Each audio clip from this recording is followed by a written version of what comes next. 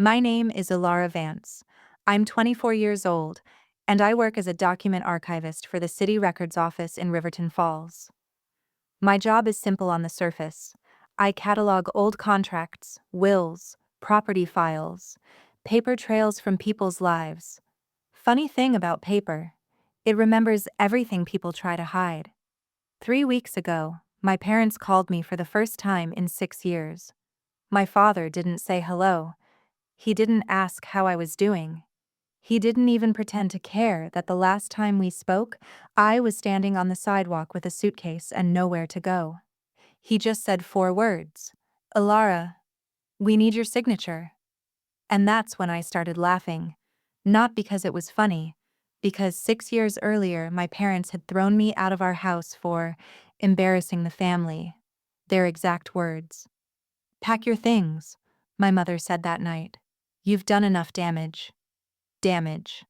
I was 18 years old. And now, suddenly, the same parents who told me I was no longer their daughter needed something that only I could give them. A signature. But that part of the story only makes sense if you understand what happened the night they threw me out. And why. The strange thing is, the story they told everyone in Halleridge, the quiet town where I grew up, was very simple. They told people their daughter had lied. They told people their daughter had humiliated them in front of half the town. They told people they had no choice but to ask me to leave.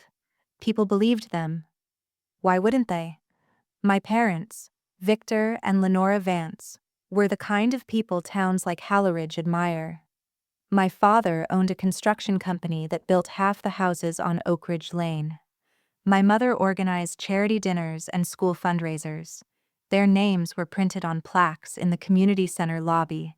The Vance family was respected, polite, trustworthy. So when the story spread that their daughter had caused a scene at a public event, one so humiliating the family couldn't show their faces anymore, people shook their heads in quiet disappointment. Poor Victor and Lenora, they said. Imagine raising a daughter like that. No one asked what really happened. No one asked what I said that night. And no one asked why my parents were so desperate to make me disappear by morning. Because here's the truth. The night they kicked me out wasn't the worst thing they did. Not even close. The worst thing happened after I was gone. But I didn't learn about that until 6 years later, when my father's voice came through the phone again. Ilara, he said, slower this time, like he was trying to sound calm. This paperwork is time-sensitive. We need your help. Help. The word almost made me hang up. For a moment, I didn't answer. I just sat there at my kitchen table in my small apartment above Maple Street Cafe, staring at the rain sliding down the window. 6 years. 6 years without a birthday message. 6 years without a single apology. And now, they needed me. I finally asked the only question that mattered. What kind of paperwork? The silence on the other end of the line lasted just long enough to make my stomach tighten. Then my father said something that made the room feel colder. It's about your grandmother's house. That's when I realized something was very, very wrong, because my grandmother's house wasn't supposed to involve my signature. Not according to the will, and definitely not according to the version of the story my parents told everyone after they kicked me out. Before I go on, please take a moment to like and subscribe, but only if you genuinely connect with this story. And drop your location and local time in the comments. I always love seeing where people are listening from. Now let me take you back to the night everything started falling apart. The night the Vance family reputation mattered more than their daughter. The night I said something I was never supposed to say out loud. And the night my father realized I knew the truth. The night my parents decided I had embarrassed the Vance family started like one of those polished small-town evenings where everything looks perfect from the outside. It was late spring in Halleridge, and the whole town had gathered at the Silverthorne Civic Hall for the annual Founders Benefit Dinner. My mother, Lenora Vance, had organized the event for almost 10 years straight. People treated it like the most important social night of the year. Local business owners donated money, politicians shook hands, and everyone pretended the town was one big, happy family. That year was different for one reason. My father's company had just finished building a massive new development outside town called Riverbend Estates. 40 houses, new roads, a park, the whole thing. It was the biggest project Halleridge had ever seen, and, that night, the mayor was going to announce my father as the Citizen Builder of the Year. My parents were glowing with pride. I remember standing in my bedroom that afternoon, looking at the navy blue dress my mother had laid across the bed. "You'll wear this tonight," she told me from the doorway. "And please, Alara, try to behave." I turned toward her.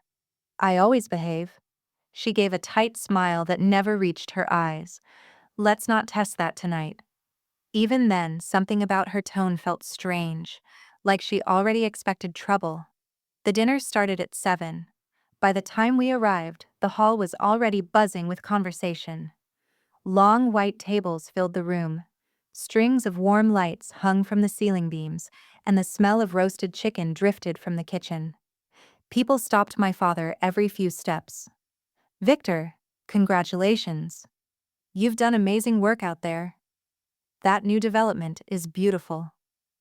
My father shook hands and smiled like a man who owned the room.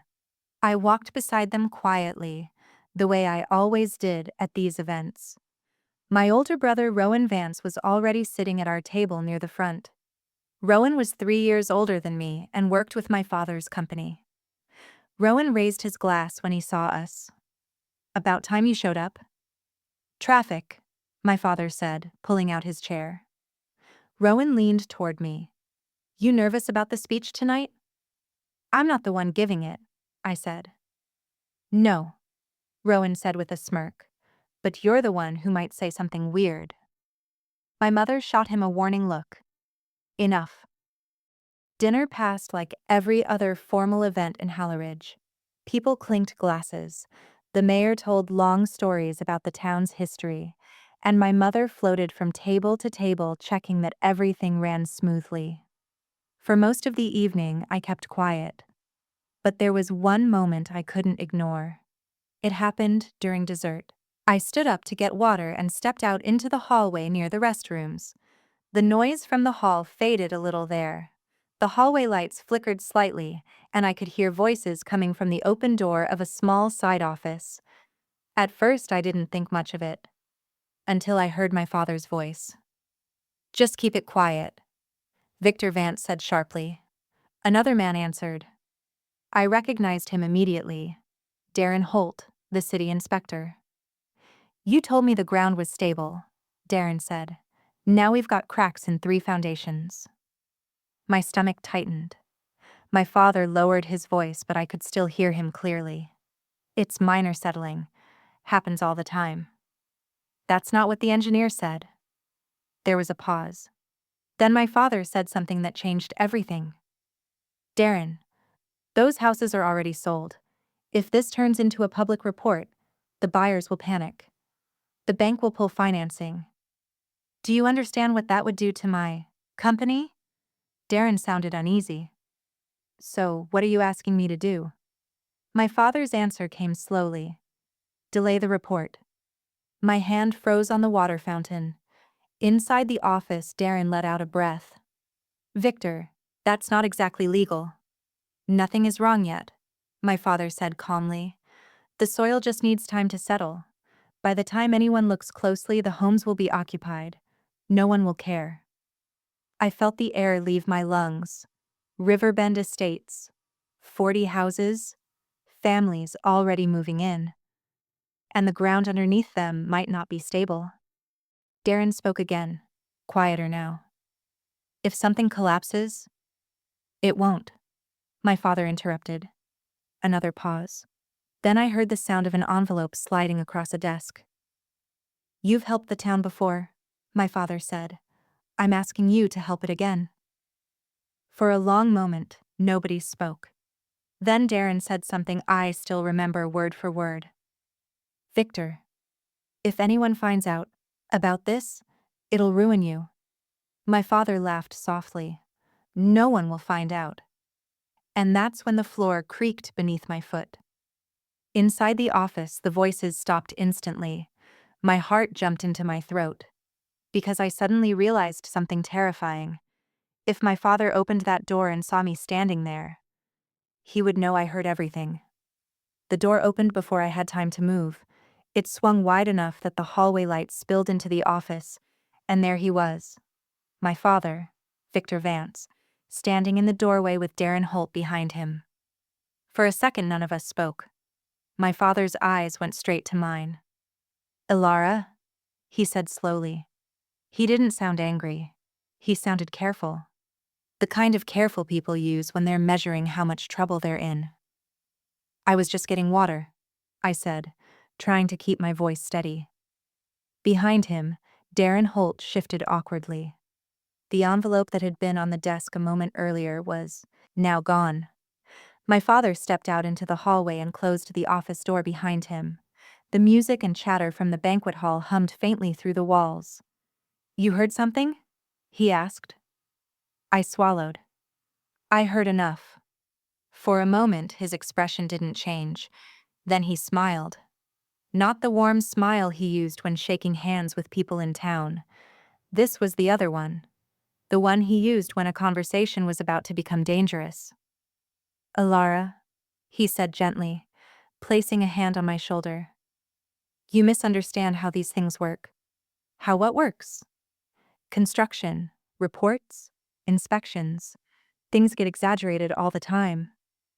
"3 foundations already have cracks," I said quietly. His hand tightened slightly. "Lower your voice." "You're delaying the report," I said. "Families are moving into those houses." My father looked down the hallway to make sure no one was nearby. Then he leaned closer. "Listen, carefully," he said under his breath. "You don't understand the bigger picture here." "I understand enough." "No," he said. "You don't." Behind the office door, Darren Holt stayed silent.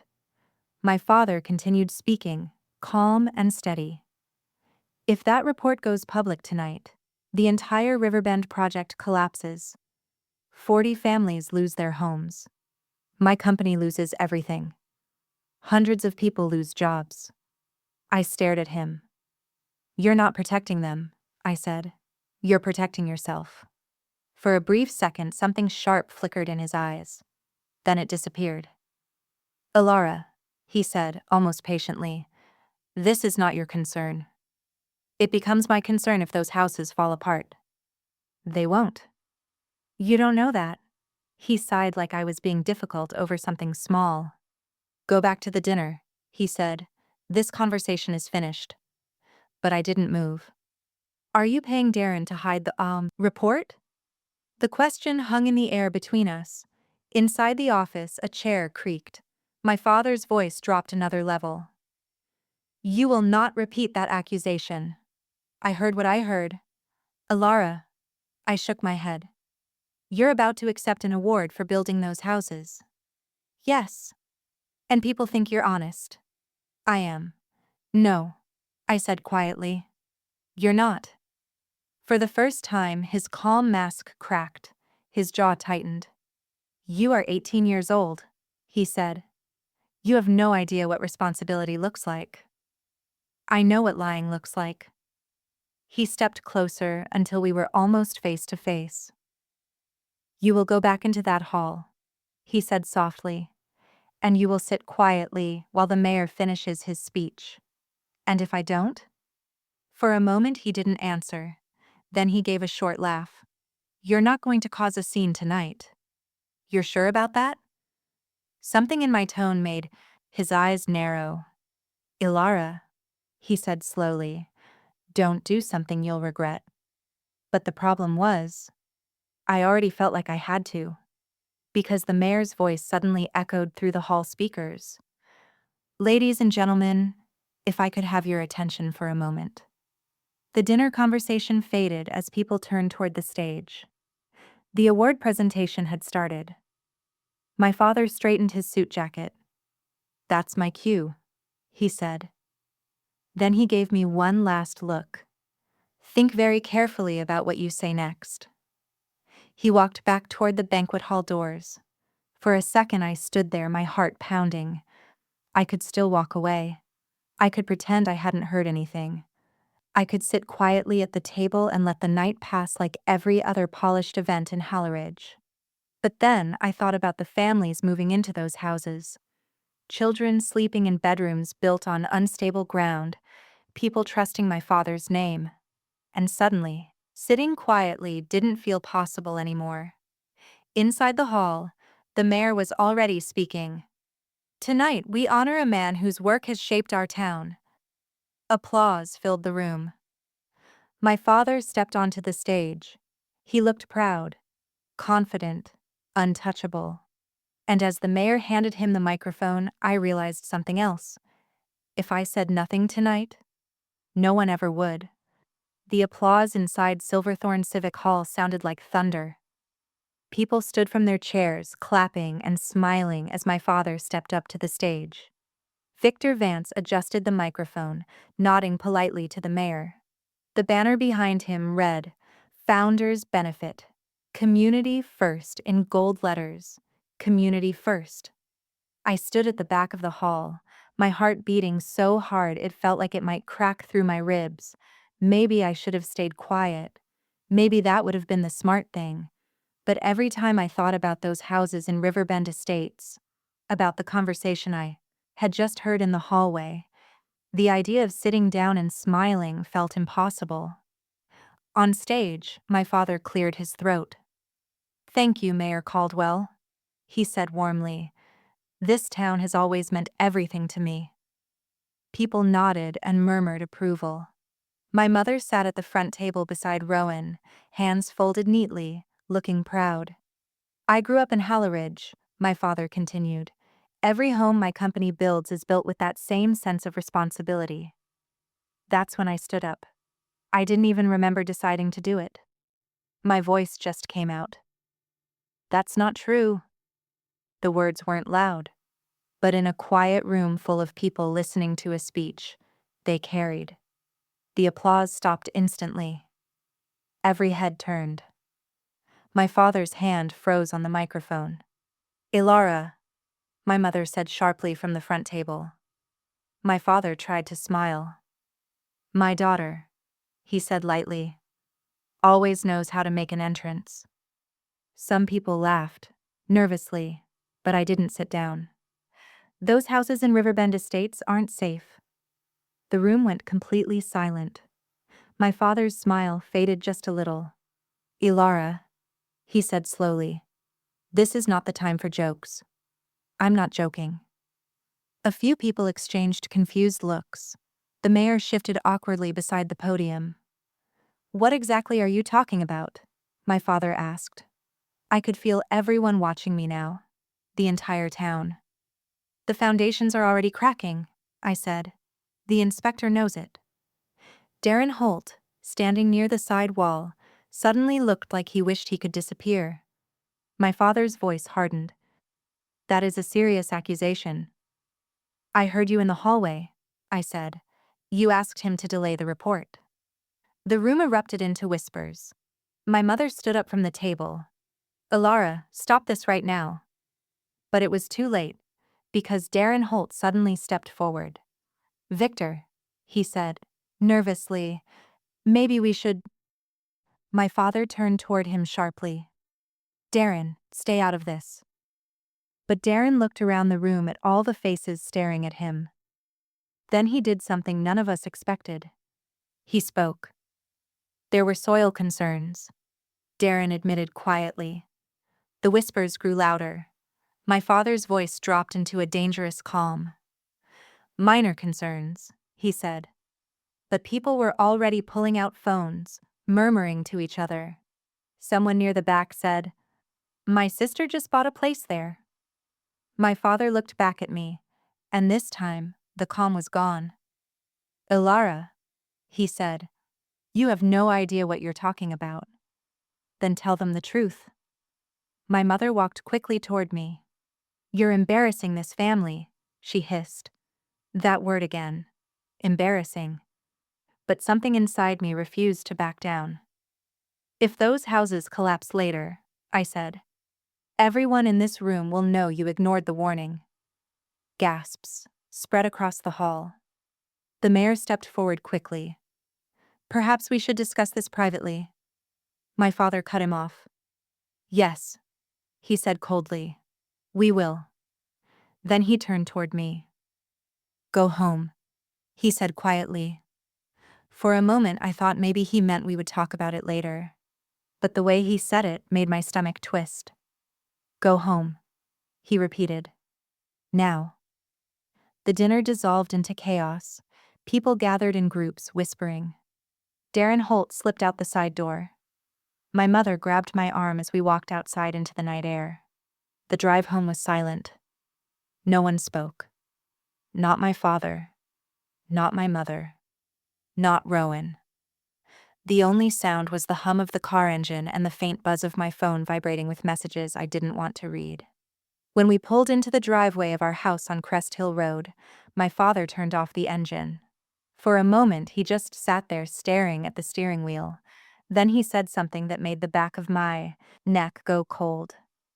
You've done enough damage tonight. We went inside.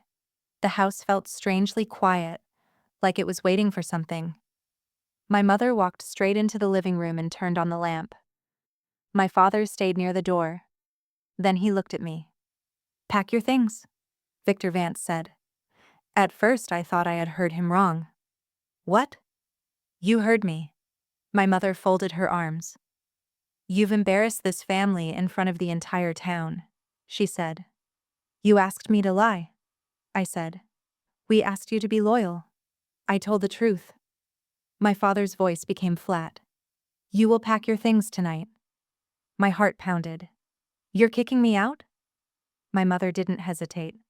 Yes. Rowan finally spoke from the hallway. Maybe she should apologize first. My father shook his head. It's too late for that. I looked from one face to another. My family. My home. The place I had lived my entire life. And suddenly I realized something terrifying. They weren't angry because I embarrassed them. They were angry because I had said something they couldn't take back. Something people in Halleridge would remember. Something that might destroy everything my father had built. And if I stayed here, I might say even more. My father opened the front door. Pack, he said again. And that's when I understood something that would haunt me for years. They weren't just punishing me, they were erasing me. I packed in silence. At first I thought the argument might cool down, that maybe my parents just needed a few hours to calm themselves after what happened at the dinner. But the way my father stood near the front door told me something else. Victor Vance wasn't waiting for me to apologize. He was waiting for me to leave. My bedroom upstairs looked exactly the same as it had that morning. The navy dress still hung over the chair. My textbooks were stacked on the desk. The window was open a crack, letting the cool night air slip inside. For a strange moment, it felt like none of this could possibly be real. Then I heard my mother's voice from downstairs. Alara, don't take all night. The words hit harder than anything else that evening. I pulled a suitcase out from under the bed and started filling it. Clothes first. Then my laptop. A few notebooks. I hesitated at the bookshelf where my grandmother's old photo sat in a frame. Eleanor Vance. She had passed away 8 months earlier. Out of everyone in the family, she had always been the one person who listened to me without judgment. I slipped the photo carefully into the side pocket of the suitcase. Downstairs, the house was quiet. Too quiet.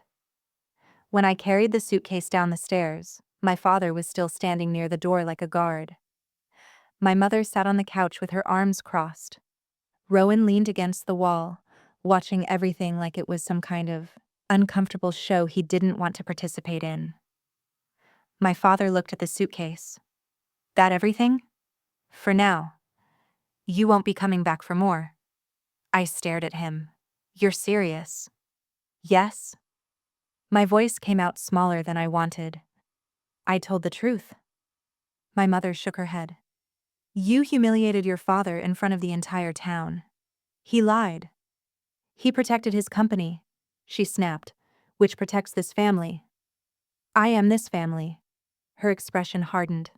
Not anymore. The words hung in the air like something sharp. Rowan looked away. Mom? I said quietly. But Lenora Vance had already made up her mind. You created this situation, she said. You'll deal with the consequences. I turned toward Rowan. You heard what Dad said to the inspector. Rowan rubbed the back of his neck. I didn't hear anything. You know the soil tests were failing. He shrugged, uncomfortably. Things get complicated in business. So that's it? I asked. You're all just pretending none of this matters? My father opened the door wider. It matters that you've damaged our reputation. I almost laughed. Your reputation? That development supports half the workers in this town. And if those houses collapse, they won't. You don't know that. His voice dropped lower. What I know is that you've made a very serious mistake tonight. By telling the truth? By choosing the wrong side. Something inside me went cold. The wrong side? The side that destroys your own family. For a moment no one spoke. Then my father did something I didn't expect. He held out his hand. Your house key. What? Your key, he repeated. You won't need it anymore. My chest tightened. Slowly, I pulled the key from my pocket. The small brass key I had carried since I was 12 years old. I placed it in his palm. He closed his fingers around it. My mother spoke again. We've already told people that you'll be staying with a friend for a while. I stared at her. You've already told people? Of course, she said. We had to control the situation. The situation? That's what they were calling it. My life had turned into a public relations problem. My father stepped aside from the doorway. You should go. I rolled the suitcase onto the front porch. The night air felt colder than it had earlier. For a moment I waited. I don't know why. Maybe I thought one of them would stop me. Maybe Rowan would say something. Maybe my mother would realize how far things had gone. But no one spoke. My father stood in the doorway with one hand on the frame. My mother stayed on the couch. Rowan stared at the floor. Finally, I asked the question that had been sitting in my chest all night. Where do you expect me to go? My father didn't hesitate. You're 18, he said. You'll figure it out. Then the door closed. Just like that. I stood on the porch of the house I had grown up in, holding a suitcase and listening to the sound of the deadbolt sliding into place. The porch light turned off a second later. For a long time, I didn't move. Cars passed occasionally on Crest Hill Road. Somewhere down the block a dog barked. And in that moment, I realized something I hadn't understood before. My parents weren't just protecting their reputation, they were protecting a secret. And the easiest way to do that was to make sure I wasn't around anymore. What I didn't know yet was how far they were willing to go to keep that secret buried. Because by the next morning, the entire town of Halleridge would believe a story about me that wasn't just humiliating. It was dangerous. And once that story started spreading, coming back home would become almost impossible. The next morning, I learned how fast a lie can travel when people want to believe it. I had spent the night on a worn couch in the back room of Maple Street Cafe, thanks to my friend Tessa Calder, who worked the early morning shift there. Tessa and I had known each other since high school. When I showed up at her door with a suitcase and swollen eyes, she didn't ask many questions. She just opened the door and said, "You can sleep here." At dawn, I woke up to the sound of coffee grinders and quiet voices drifting through the cafe. For a moment, I forgot where I was. Then I remembered. The dinner. The speech. My father's voice telling me to pack my things. My chest tightened as I reached for my phone. 16 missed messages. Most from numbers I barely recognized. The first text I opened was from a girl I went to school with. Ilara, what did you do? Another message popped up. People are saying you accused your dad of fraud? Then, another. Are you okay? But the one that made my stomach drop came from Rowan. Just 3 words. Stop making things worse. I sat up slowly on the couch. What's wrong? Tessa asked from the doorway.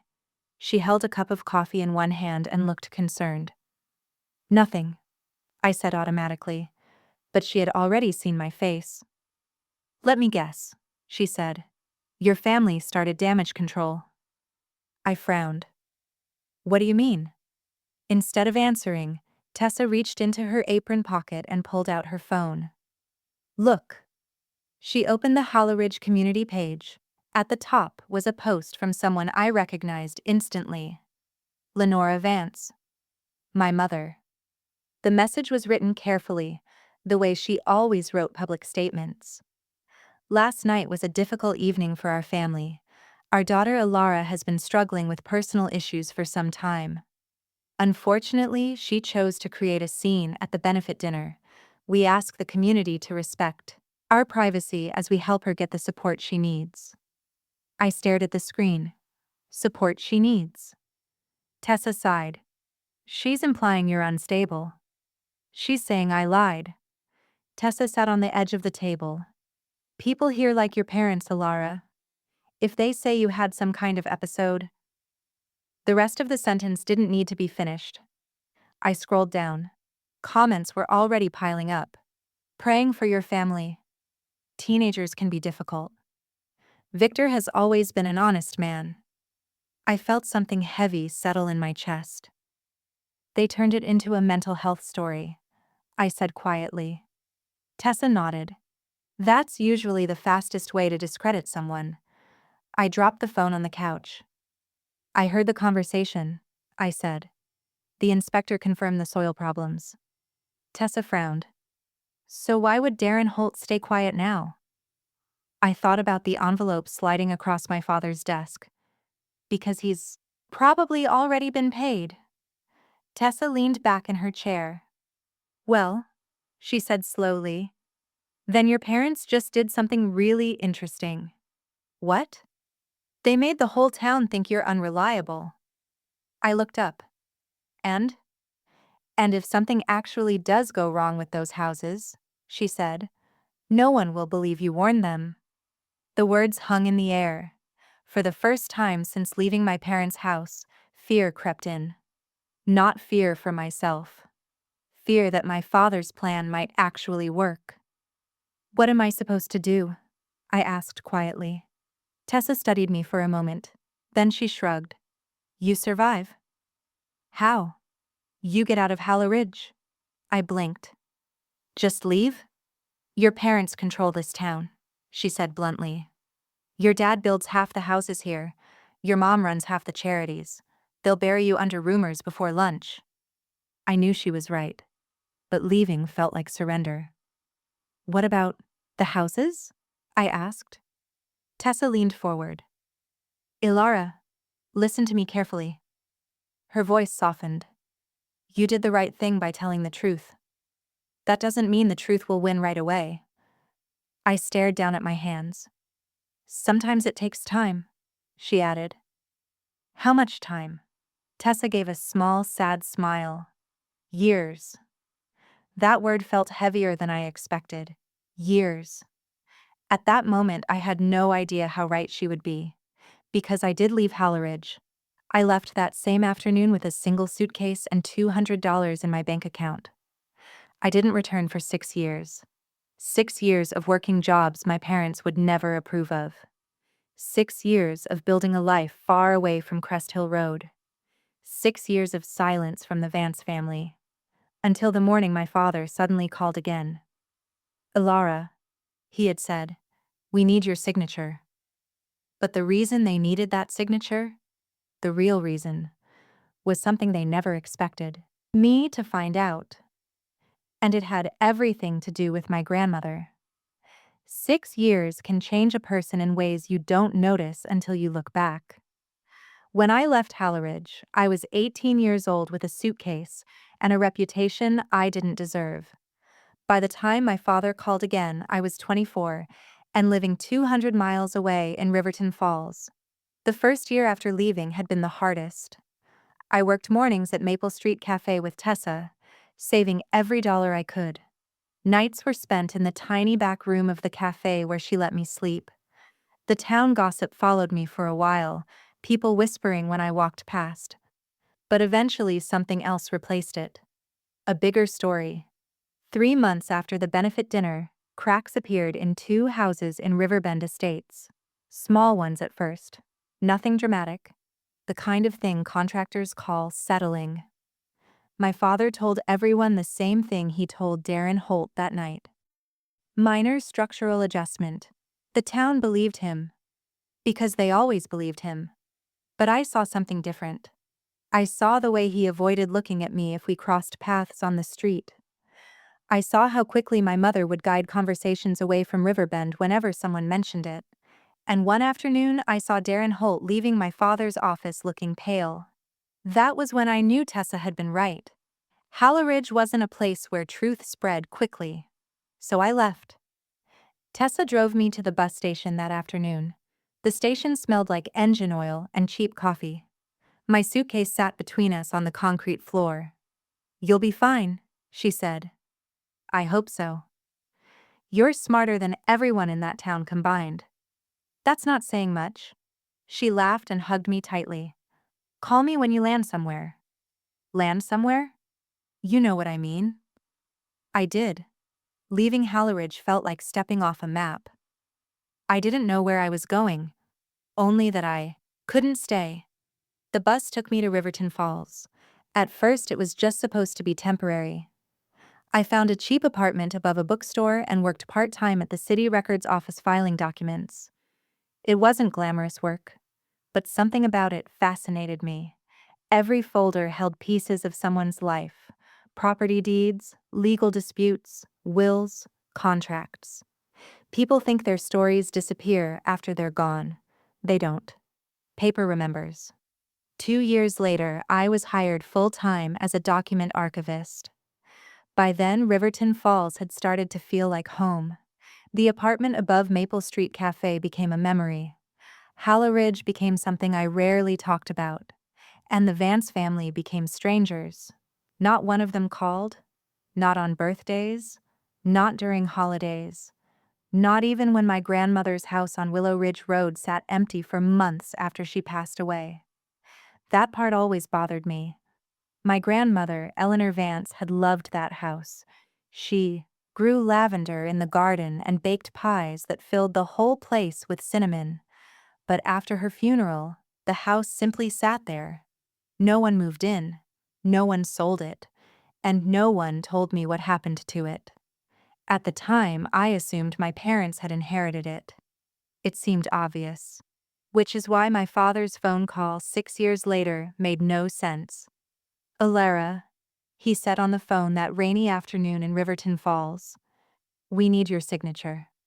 I leaned back in my kitchen chair. "What kind of paperwork?" "It concerns your grandmother's property." "My grandmother's house?" I asked. "Yes." "Why would you need my signature for that?" There was a pause on the line. A long one.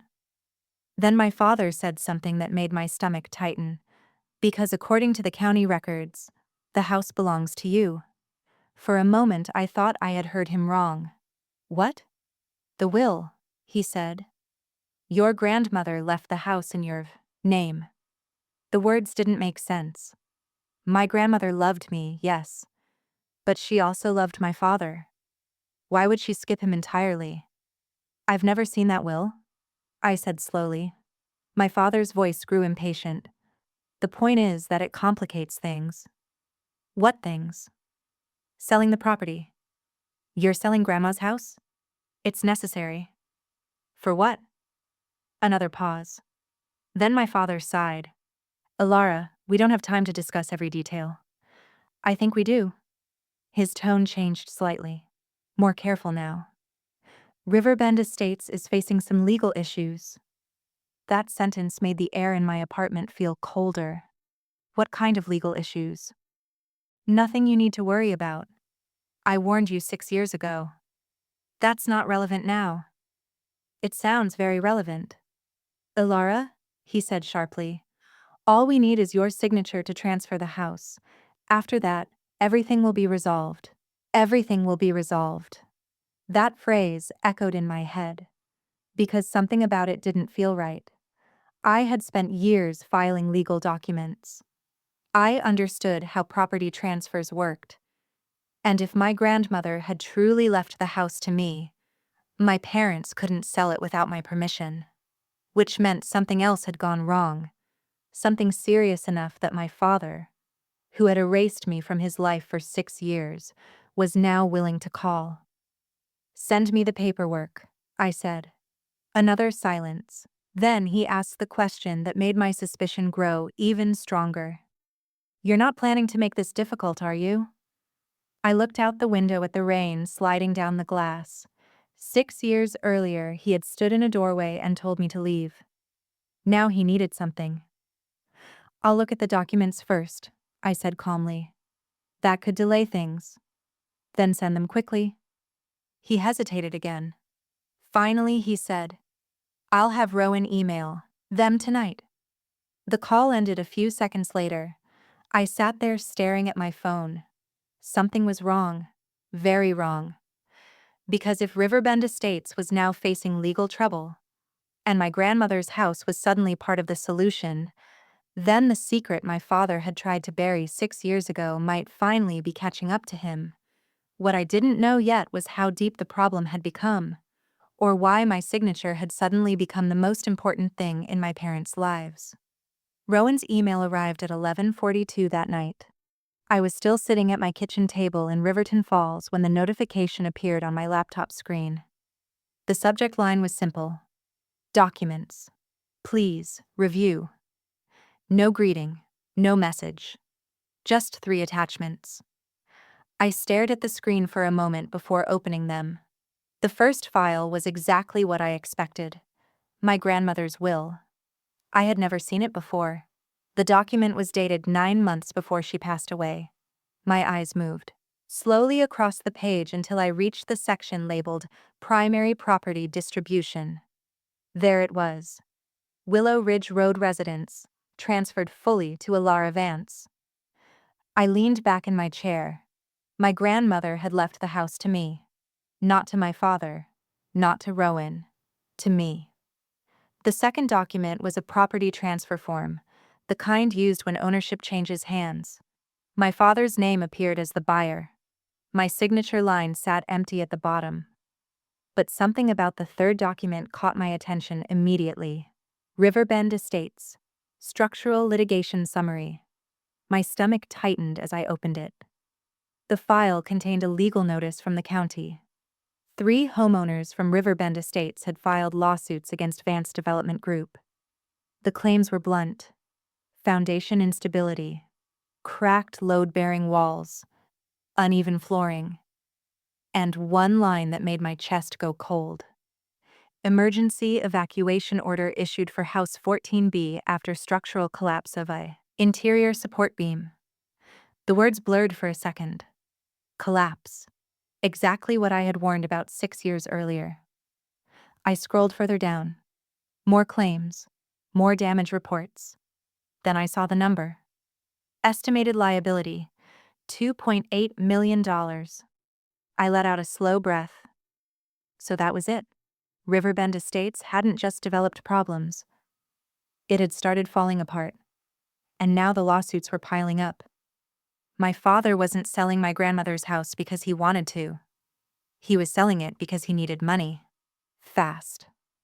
But something still didn't make sense. The house alone wouldn't cover that kind of damage.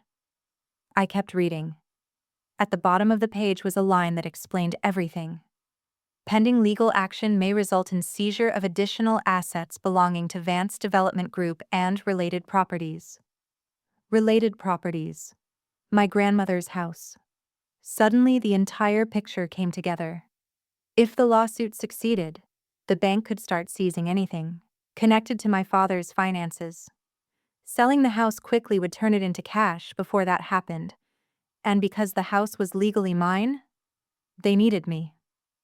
But the deeper I looked at the documents, the stranger things became. There was one more file attached to Rowan's email. A scanned letter. I almost missed it. The document looked older than the others. The date at the top stopped me. 2 months after my grandmother's death. My father had written it to the county probate office. I read the first paragraph slowly. To whom it may concern, my daughter Alara Vance is currently unreachable and has not been in contact with our family for some time. Due to her unstable situation, we request temporary control of the Willow Ridge property until she is able to manage the responsibility. My hands tightened on the edge of the table. Unstable situation, temporary control. They had tried to take the house long before the lawsuits ever appeared. I kept reading. The county response was attached underneath, and it said something my parents clearly hadn't expected. Request denied. Property remains under the legal ownership of Alara Vance, which meant for 6 years. My parents had been trying to find a way around that will. And now that Riverbend Estates was collapsing, they had run out of options. They needed me to cooperate. I leaned back in my chair and closed my eyes for a moment. 6 years earlier, my father had told me I was no longer part of the family. Now my name was the only thing standing between him and financial disaster. My phone buzzed on the table. A new message from Rowan. Did you look at the paperwork? I typed back slowly. Yes. 3 dots appeared almost immediately. Then you understand why we need to move quickly. I stared at the message. Then I asked the question that had been sitting in my chest since the phone call earlier that day. Did the houses actually collapse? Rowan didn't answer for almost a full minute. Then another message appeared. Just sign the transfer form, Alara. Not an answer. That told me everything. I looked again at the legal report describing House 14B. Families had been living there. Children sleeping in those rooms. Exactly what I had tried to warn them about 6 years ago. Another message arrived. This one from my father. We can discuss compensation for the property. Compensation. The word felt almost insulting. I typed back one sentence. Why didn't you tell me about the will? The response came faster this time, because you weren't part of the family anymore. I stared at the message. The honesty of it almost surprised me. For a moment I thought about signing the papers, selling the house, walking away. It would be easier. Cleaner. But then I remembered the look on my father's face the night he kicked me out. The calm certainty that I no longer mattered. And the quiet confidence he had when he said no one would ever find out about Riverbend Estates. 6 years later, the truth was finally catching up to him. My phone buzzed again. Another message from Rowan. Dad says we can drive to Riverton Falls tomorrow if that helps. So now they wanted to see me, in person. I looked around my quiet apartment. 6 years ago, I had left Halleridge with a suitcase and $200. Now they were asking me to solve a problem worth millions. And for the first time since the phone call began, I realized something important. I didn't have to rush. I didn't have to cooperate. And most importantly, I didn't have to forgive them. I picked up the phone and typed one final message. If Dad wants my signature, he can come explain everything himself. The typing bubble appeared, disappeared, appeared again. Finally, Rowan replied, "We'll be there tomorrow morning." I set the phone down slowly, because tomorrow would be the first time I saw my parents since the night they threw me out of their house. And something told me the conversation that was coming would change everything. My parents arrived earlier than I expected. At 7:10 the next morning, a dark gray sedan pulled up outside my apartment building in Riverton Falls. I was already awake, standing by the kitchen window with a cup of coffee I hadn't touched. For 6 years, I had imagined this moment in 100 different ways. Angry confrontations, long speeches, questions I had rehearsed in my head. But when I actually saw the car door open and my father step out onto Maple Street, all those rehearsed words disappeared. Victor Vance looked older. His shoulders were slightly bent, and his hair had gone almost completely gray. But the way he walked, straight, controlled, was exactly the same. Rowan climbed out of the driver's seat a second later. My mother, Lenora, stepped out last. For a moment, they all just stood there looking up at the building. Then my phone buzzed. "We're here." I didn't answer. Instead, I walked downstairs and opened the front door. The three of them turned toward me at the same time. No one spoke for a few seconds. 6 years is a long time to go without seeing someone. My mother broke the silence first. "Ilara," she said carefully. Her voice sounded softer than I remembered. "You look well." I nodded once. "You found the place?" My father stepped forward. "We didn't come for small talk." That sounded more like him. "Then come inside," I said. The apartment above Maple Street Cafe wasn't large, but it was comfortable. My parents stepped into the living room slowly, looking around like they were trying to understand how I had built a life here without them. Rowan closed the door behind them. My father remained standing. "We appreciate you agreeing to meet," he said. "I didn't agree to anything," I replied. I sat down at the kitchen table and gestured toward the chairs across from me. "If you want my signature, start explaining." My mother and Rowan sat. My father stayed on his feet. "Ilara, the situation with Riverbend Estates has become complicated." That's a polite word for lawsuits. His jaw tightened slightly. 3 homeowners have filed claims. 3 so far. The damage is being addressed. With what money? Rowan leaned forward. That's what we're trying to solve. I slid the legal report across the table. House 14B collapsed. Rowan glanced at the paper and looked away. That was an isolated failure. Your own structural engineer disagrees. My father's voice sharpened. You've had time to study the paperwork. I work in records management, I said calmly. Reading documents is my job. Silence settled over the room. Then my mother spoke again. Ilara, the lawsuits could destroy the company. You mean Dad's company? Our family's company. I met her eyes. You made it very clear 6 years ago that I wasn't part of that family. She looked down at the table. That was a difficult night. You threw me out. You caused a public scandal. I warned people about unsafe homes. My father cut in. And now those homes are under investigation because of you. I blinked. Because of me? If you hadn't created that scene, he said, we could have handled this quietly.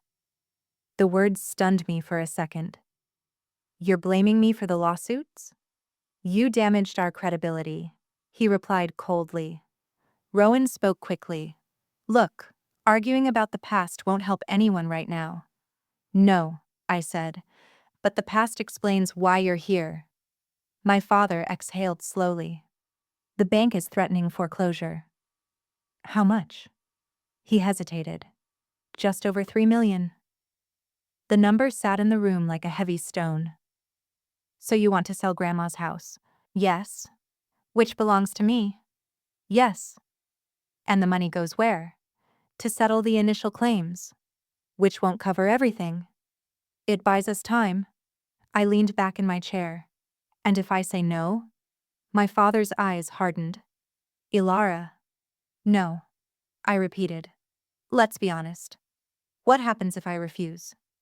Rowan rubbed his face tiredly. The lawsuits continue. The company collapses. The bank starts seizing assets. Which assets?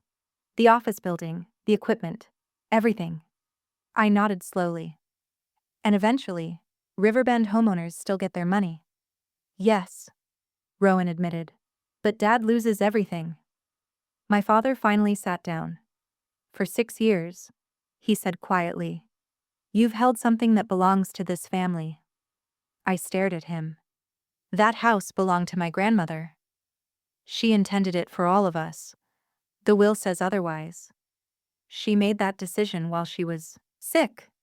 You mean while she knew what you were doing? His head snapped up. What does that mean? I reached into my desk drawer and pulled out a thin folder. Inside was something I had discovered only a few hours earlier while reviewing the documents Rowan sent. A letter. Handwritten. My grandmother's handwriting. I placed it on the table. This came with the probate records, I said. My father frowned. I've never seen that. I don't think you were meant to. Rowan picked it up first and began reading. Halfway through the page, his face changed. What is it? My mother asked. Rowan looked up slowly. Grandma knew about Riverbend. The room went completely still.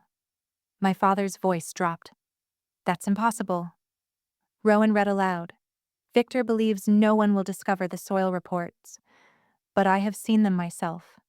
If anything happens to those homes, the responsibility will fall on him. I am leaving Willow Ridge House too, Ilara, because she is the only one who tried to stop it. My father pushed back from the table so quickly his chair scraped across the floor. That letter means nothing. It explains everything, I said. My mother looked pale. She changed the will because of the development? Yes. And she never told us? Apparently she didn't trust you. My father's face had gone completely rigid. Ilara, listen to me very carefully. His voice was low and sharp again. That letter is not legally binding. No, I said calmly, but the will is. Rowan looked between us. So what are you saying? I folded my hands on the table. I'm saying the woman who owned that house left it to the one person who warned everyone. My father stared at me. And I'm not signing anything. The words landed like a gunshot. My mother gasped softly. Rowan shook his head. Ilara, you don't understand what that means. Oh, I understand perfectly. My father leaned forward slowly. You'd let your own family lose everything? I held his gaze. You already decided I wasn't family. For a long moment, none of us spoke. Then my father said something that made the room feel colder. You think this ends here? I didn't answer. Because suddenly I realized something else. My parents hadn't driven 200 miles just to ask for a signature. They had come because they were running out of time. And desperate people sometimes do desperate things. My father stayed very still after I said I wasn't signing. For a moment, the whole apartment felt quiet in a strange way, like the air had thickened around us. Then Victor Vance leaned forward slowly. Ilara, he said, his voice calm again. You're making an emotional decision. No, I said. I'm making a careful one. My mother's hands were shaking slightly on the table. This doesn't have to become a war, Lenora said softly. It already was, I replied. Rowan rubbed his forehead. Look, we all know things got out of control that night years ago. That's one way to describe it. Ilara, Rowan said, people could lose their jobs if the company collapses. People are already losing their homes. That's not fair. I looked at him. You were there that night. You heard what Dad said to the inspector. Rowan didn't answer. My father straightened in his chair. What exactly do you want? He asked. That question surprised me. For 6 years, my father had never asked what I wanted. He had only told me what I should do. I thought about it for a moment. Then I spoke slowly. First, the truth. His expression hardened. The truth about what? About Riverbend. We've already discussed that. No, I said. You haven't. I slid the legal file across the table. The homeowners deserve to know that the soil report was delayed intentionally. My father gave a short laugh. That accusation will never hold up in court. Maybe not. Then why say it? Because it's true. My mother leaned forward. Ilara, please. For 6 years you told people I was unstable, I said quietly. You told them I created a scene for attention. Lenora looked down at the table. You humiliated us. No, I said. I exposed something you didn't want anyone to see. My father exhaled slowly. Even if everything you believe is correct, refusing to sign the transfer solves nothing. It solves one thing. What? It stops you from using Grandma's house to escape responsibility. The words hung in the air. Rowan stared at the floor. My father's voice became very quiet. You'd rather watch your own father lose everything? I leaned back in my chair. You already signed a paper to erase me from your life 6 years ago. That's not what happened. You closed the door and told me to figure it out. My father looked away for a moment. Then he said something I never expected. You survived. The sentence almost sounded like a compliment. Yes, I said. I did. My mother wiped at her eyes. Ilara, your grandmother loved this family. She loved honesty more. Silence filled the apartment again. Finally, Rowan spoke. What if we used the house differently? I frowned. What do you mean? Instead of selling it, we transfer ownership back to the family company as collateral. The bank might delay foreclosure. My father shook his head. That won't satisfy the claimants. No, I said. But there is another option. All three of them looked at me. I folded my hands together. The house stays in my name. My father's eyes narrowed. And? And I sell it. My mother blinked. You just said you wouldn't. I said I wouldn't sign your transfer form. Rowan leaned forward. Where would the money go? I held his gaze. To the Riverbend homeowners. My father stood up so quickly his chair tipped backward. Absolutely not. They're the ones who were hurt. That property belongs to this family. It belonged to my grandmother, I corrected, and she trusted me to do the right thing. You'd give away $500,000 to strangers? They're not strangers, I said. They're the people who believed your company. My father's face had turned red. You're destroying everything I built. I stood up slowly. No, I said. You did that when you ignored the soil report. For the first time since they arrived, my father didn't have a response. My mother looked at him. Victor. But he just stared at the floor. After a long moment, Rowan spoke again. If she does that, the lawsuits might settle faster. My father didn't answer. Rowan continued carefully. It could reduce the total liability. The room stayed quiet. Finally, my father picked up the letter written by my grandmother and read it again. His shoulders sank slightly. Then he placed the paper back on the table. You've made your decision. Yes. And there's nothing I can say to change it. No. He nodded slowly. Without another word, he walked toward the door. My mother followed him. Rowan paused beside the table. I should have said something that night, he murmured. I met his eyes. Yes, I said. You should have. Then he left too. The apartment door closed quietly behind them. And just like that, the Vance family disappeared from my life again. But this time it felt different. Because this time, I had chosen the ending. 3 months later, I sold my grandmother's house on Willow Ridge Road. The money didn't fix everything at Riverbend Estates, but it helped several families rebuild their homes and settle their claims. My father's company still collapsed. Vance Development closed its doors before the end of that year. I heard through old neighbors that my parents moved away from Halleridge not long after. We never spoke again. But sometimes I still think about my grandmother sitting on that porch swing behind her lavender garden. She knew exactly what she was doing when she left that house to me. Not as a gift, but as a choice. A chance to decide what kind of person I wanted to be. For a long time I thought being a good daughter meant staying quiet and protecting the family name. Now I know something better. Being honest might embarrass people who live behind lies. But the truth is never the thing that destroys a family. The lie is. Thank you for staying with me until the very end of this story. If Alara's story meant something to you, tell me in the comments. What boundary changed your life the most? And don't forget to like and subscribe if you enjoy stories like this. There's another powerful story waiting for you next.